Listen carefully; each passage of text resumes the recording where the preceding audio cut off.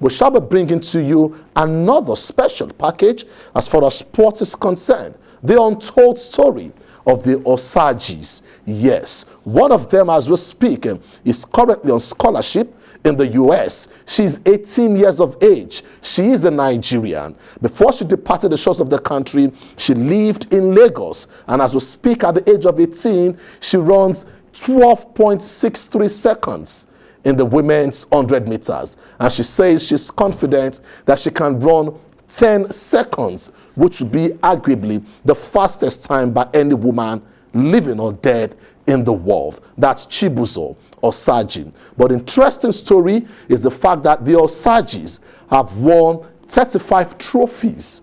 But then for Chibuzu, who is on scholarship in the US, she has won over 100 medals. Yes, 100 medals, still counting. But then let's bring to you the special package, the untold story of the Osajis. When we come back, Marshall Limbre, our FIFA intermediary, and also Omodia will be joining me on the show. It's the program Sports Desk.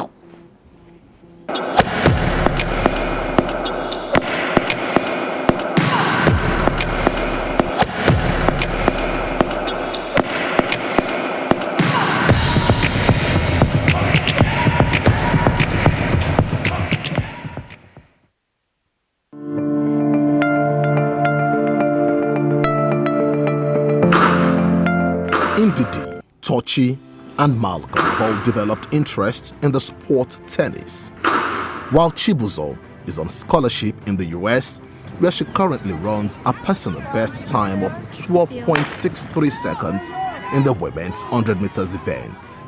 I feel like I can do that because I've set so many goals for myself, I've set so many short-term goals, and this is one of the ones that I did set back when I was still in season last semester. So every year there's always going to be something new. The PR is always going to be broken. Every meet, the PR is always going to be broken. So yes, I could definitely see myself breaking the world record. I could definitely see myself running 10 seconds or even faster. Chibuzu, like her siblings, all started with tennis. While others still played the game, Chibuzu told TVC News that her dream is to become the fastest woman in the world. Well, my number one goal is definitely to go to the Olympics. I want to compete in the IAAF Diamond League. I just want to succeed. I want to be the fastest woman in the world. Her ability are never in doubt. She has proved to be exceptional, and at 18, she has won over 100 medals from her days in primary, secondary, and now at the university level. Having 100 medals it's crazy to hear, but everything is basically all of my hard work paid off from nursery school down to university level. So seeing my accomplishments, my achievements and everything, it really does make me happy.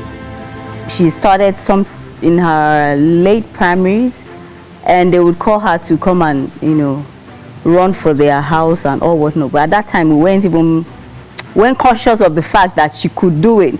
And she would run and then she would win. She would run and then she would win. And as she was moving to her secondary school, she started taking it even more serious.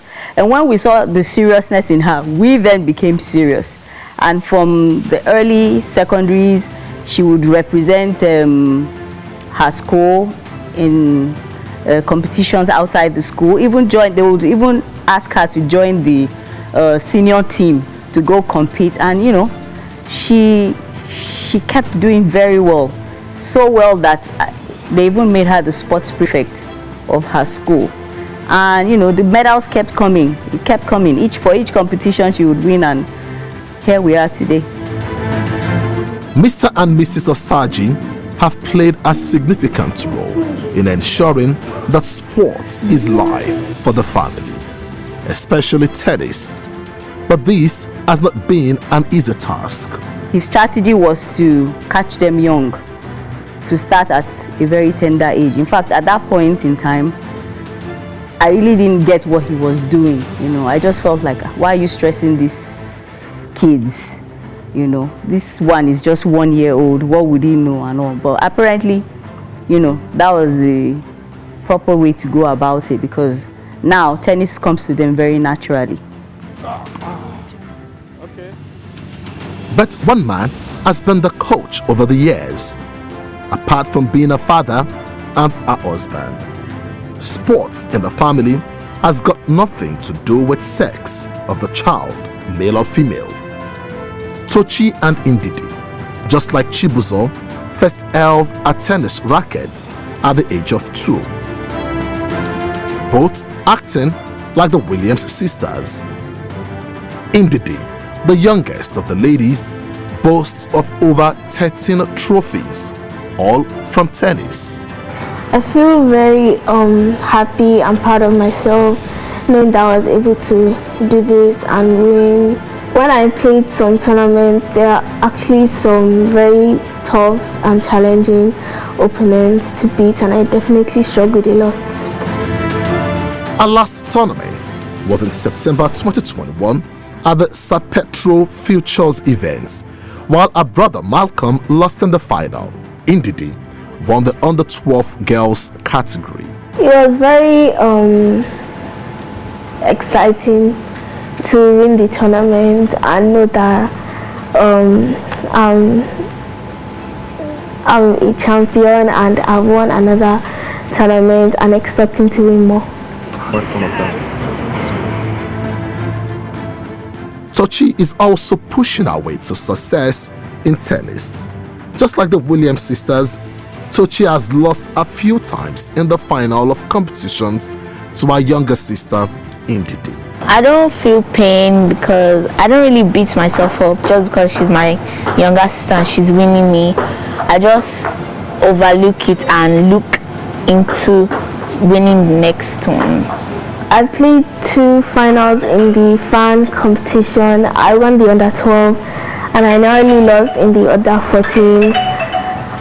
Playing my sister Tochi is very emotional because there has to be a winner. But gradually, she has found another love in table tennis and always aimed to beat her coach with doubles as her father. I played table tennis in school, a competition, and I won it. So after the competition, it built up my interest for table tennis. Malcolm is the youngest in the family. He held the racket at the age of 1 for the first time. 7 years on, Malcolm played at the home of tennis in Croatia, a place that produced Goran Ivanisevic and Marin Cilic. Alongside Ndidi, the both represented Nigeria playing the World Junior Champions Bowl tournaments. His friend Murewa happens to be his greatest rival in the under-10 in the country, a player he has lost to on 7 different occasions. I will practice harder, and the next time I play him in either finals or any of my round matches, I would change my strategy, and if I win him, I will keep winning him. While preparing for his common entrance at middle high school, Malcolm is also one of the best footballers in his school. So Malcolm is one of our Juventines around, so he has spent 1 full season with us, and I as a coach I've been with him for also that full season, and I can tell you that he's an exceptional talent. One of the beauties about Malcolm is that beautiful left foot player. I know the left foot players are in high demand, so he's always beautiful left foot, can play from the left back, can play from the left wing, can play left midfield, can play in defense, can play anywhere on the pitch.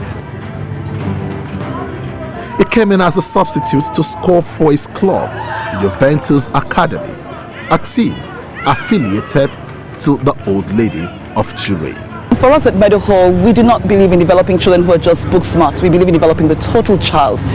We believe in children thriving in both the cognitive and non-cognitive areas. Malcolm Osaji joined Meadow Hall at the age of 1+, and by the time he was 2, he was already handling the racket.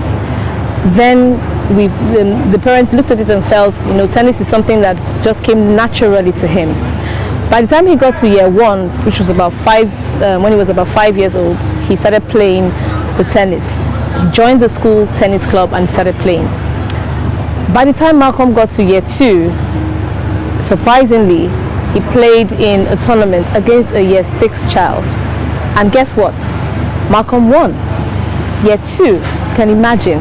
The name of my club is Juventus Academy, and I've been playing tennis since I was 1, and I really like the sport. So I love both of them.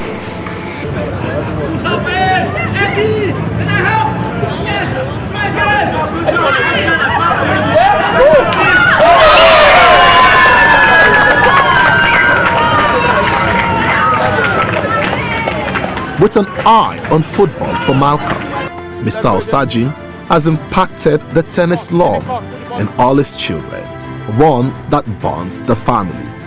One thing I know is that the children, they love the sport, and I know sometimes when I'm in the office, my son Malcolm will call me and say to me, "Hey Dad, I'm bored, I've not played tennis in a while, I want to play tennis." So most times I have to leave what I'm doing, come back home, pick them up, take them for tennis. Sometimes we'll even practice up till 10 p.m., 11 p.m. sometimes, It's really difficult, but, I know that sacrifice. We have to just find a way around it. Get ready, let me see your forehand. Malcolm, get ready. He, however, revealed the ball machine as one of his secrets in coaching his children. Jude Osaji does not have a coaching certificate. He is not a professional tennis player, but with more than 30 trophies won by the family, 100 medals won by Chibuzu Osaji, Nigerians should keep an eye on the Osajis.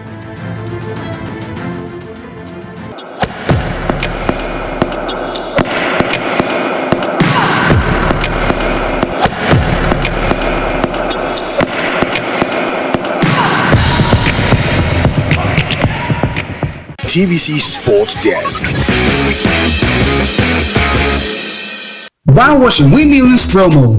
Millions of Naira, daily prizes, and a million wow sachets are up for grabs. Buy wow now. Offer valid till 25th October 2021. Each wow pack gets a lot of clothes clean and fresh. Wow. Washes a lot, saves a lot. TVC Sport Desk. Well, if you've just tuned in, you're watching the program Sports Desk, and there you watched and listened to the untold story of the Osajis. Well, let me bring in Marshal Mbre, a FIFA intermediary, someone who understands developmental sports in Nigeria. And also I have in the studio with me Omobia. It's nice to have you in the studio. Let me start with your mother. Good evening, Mia. It's good to be back here again. Marshal, I start with you. What did you make of the Osajis, the untold story of the Osajis? First and foremost, what I saw is early planning. They were young and the father started planning. Secondly, you see the consistency in what they're doing. Thirdly, the interest is also very important. The kids, because they started early, so they have interest in what they're doing.